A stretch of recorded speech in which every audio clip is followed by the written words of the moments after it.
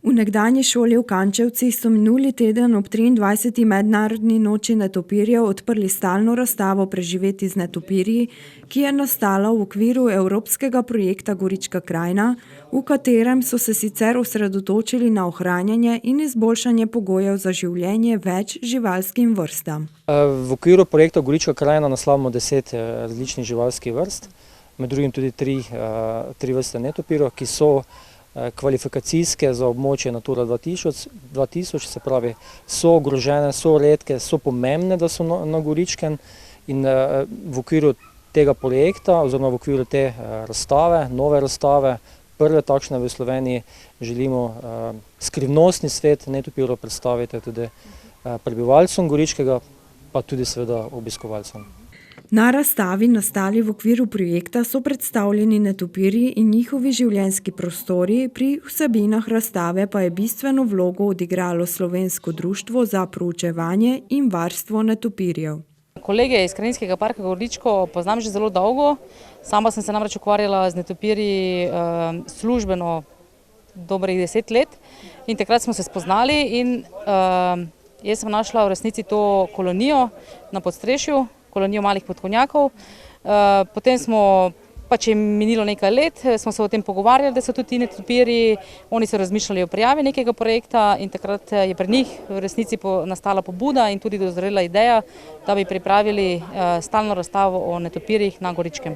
Jaz sem pregledala vsebino, ki je bila pripravljena strokovno, vsebuje pa predvsem splošne informacije o netopirjih, potem tudi nekaj konkretnih informacij, kje se netopirji na Goričkem najdejo, kakšen je njihov pomen, zmanjšanje svetlobnega onesnaženja v nekaterih cerkvah z netopirji, posebnosti netopirjev, kot je recimo premikanje po noči s pomočjo eholokacije, netopirnice, to so hiške za netopirje, ki jih lahko ljudje doma nameščajo, ali pa če pa se poseka kako drevo z duplom za netopirji in so v bistvu predvsem za izobraževalne namene.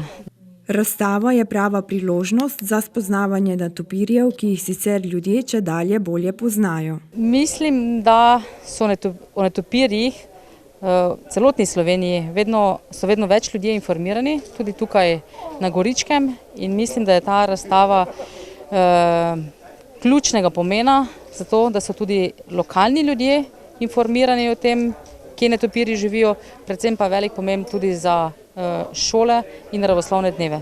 Saj jaz vidim veliko prednost te razstave v tem.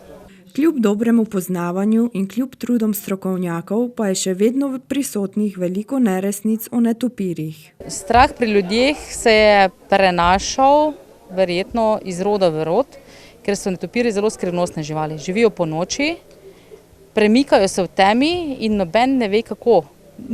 Včasih niso vedeli, kako se znajdejo v temi. Zato, ker uporabljajo ultrazvočne klice, ki jih naše uho ne zazna.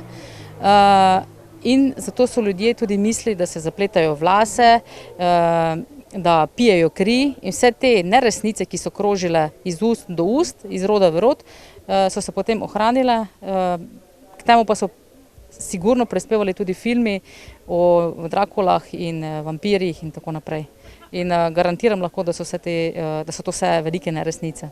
Število netopirjev na Goričkem se sicer beleži redno, njihova ogroženost pri nas pa se bistveno ne razlikuje od slovenskega povprečja. Do zdaj je bilo na Goričkem evidentiranih 16 vrst netopirjev od 30, ki živijo v Sloveniji, zdaj konkretno v Kančevcih, v tej stavbi, pa živi oziroma je porodniška skupina malega podkovnjaka. Mislim, da ne bi mogli ločevati ogroženosti v Prekmurju in v celotni Sloveniji. Na splošno pa lahko rečem, da so najbolj ogrožene tiste vrste netopirjev, ki so vezane na človeška bivališča. V Sloveniji živi namreč 30 različnih vrst netopirjev in tiste, ki so vezane na stavbe, jih ljudje tudi največkrat preganjajo. Vedno več pa je tudi težav recimo s sekanjem gozdov in netopirjem, ki živijo v duplih. In potem, če posekajo stara drevesa z dupli, potem tudi pomeni v bistvu izgubo stalnega bivališča za netopirje, kamor se vračajo več let. Posamezni netopirji, skupine netopirjev se vračajo na isto mesto, tudi na ta kolonija tukaj se vrača že, se pravi, od 2014. leta je bila najdena, zdaj že 5. leto. In če je noben ne moti, potem lahko sem hodi tudi 20-30 let. Na ogroženost netopirjev ima zagotovo velik vpliv tudi svetlobna onesnaženost. O tem sicer strokovnjaki opozarjajo javnost, hkrati se izvaja več ukrepov, kako bi lahko čim dlje ohranili življenjske prostore netopirjev. Dokazano je, da netopirji iz stavb, predvsem recimo iz cerkva, ker imajo zatočišča, izletavajo pozneje na tistih cerkvah, ki so osvetljena. To pa zato, ker jim v bistvu svetloba pove, da še ni čas za izletavanje. Težava nastane takrat, ko netopirji začnejo izletavati pozneje, se pravi recimo kakšne 10, pol 11 ure oziroma kasneje, in takrat je tudi v zraku že manj žuželk. Namreč največ žuželk, ki jih netopirji polovijo, je v zraku oziroma v okolici takoj po sončnem zahodu oziroma malo pred sončnim zahodom. Se pravi, če netopirji ne izletavajo pravočasno, zamudijo največ žuželk, ki jih tudi lovijo. Svetlobno onesnaženje pa ne vpliva le na živali in njihove življenjske prostore, ampak tudi na zdravje ljudi.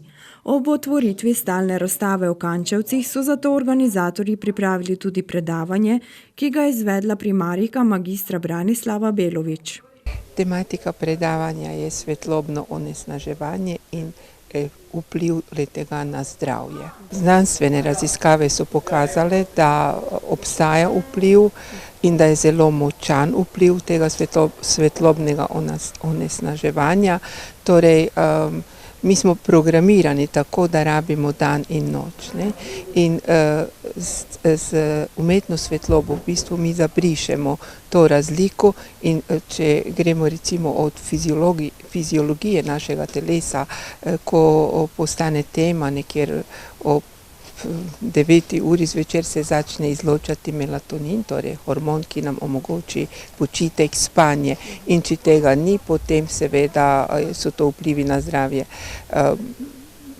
Slabo spimo s vsemi posledicami, torej, kar jih prinaša slabo spanje, od slabšega pomnenja, koncentracije, posledično drugi dan lahko poškodb in tako naprej. Potem so tu, recimo, znano je, da tisti, ki delajo po noči, so izpostavljeni umetni svetlobi, pogosteje obolevajo za rakom dojke, debelega črevesja, prostate, potem je tu stres, potem so tu pogosteje nesreče, potem tudi vplivi na oči, torej zdravje oči in druge kronične bolezni. Torej, mogoče bi še poudarila, da so nekako še bolj občutljivi mladi. Tako da danes smo veliko na viru oziroma izpostavljeni modri svetlobi, računalniki, mobiteli in druge naprave. Svetlobno onesnaževanje je sicer problem, ki ga bo težko odpraviti, vsekakor pa obstajajo določeni ukrepi, ki jih ljudje morajo upoštevati, da bi bilo negativnih posledic tovrstnega onesnaževanja na ljudi čim manj. Zelo, bom rekla, bo verjetno težko, ker je celotna naša zemlja nekakor onesnažena, torej veliko se sveti, cel svet se sveti, ampak če vzamemo takole lokalno oziroma vsaka država lahko to naredi z javno osvetljavo, torej zakonodajo s predpisi, z dvigom ozaveščenosti ljudi, da se pač manj sveti, da se po nepotrebnem ne osvetljuje, doma pa enako. Mi sami lahko nekaj naredimo, torej da svetimo takrat, ko je potrebno, da preveč ne podaljšujemo dneva v noč, torej da gremo spat nekjer v neki spodobni uri, da spimo v temnem prostoru, pač da imamo neke luči, ki so manj škodljive, in predvsem bi tu upozorila, da ne delati oziroma ne uporabljati recimo računalnike, mobitele in to zvečer pred spanjem, predvsem ne mladi. Poleg otvoritve razstave, po kateri je obiskovalce strokovno vodila biologinja Monika Podgorelec, ter poleg predavanja je v večernih urah, ko se je že stemnilo, potekalo tudi opazovanje in poslušanje netopirjev. Najbolj primerno je opazovati oziroma poslušati netopirje seveda z strokovnjaki za netopirje, ki smo jih mi danes tudi povabili, se pravi člane Društva za varstvo in proučevanje netopirjev Slovenije.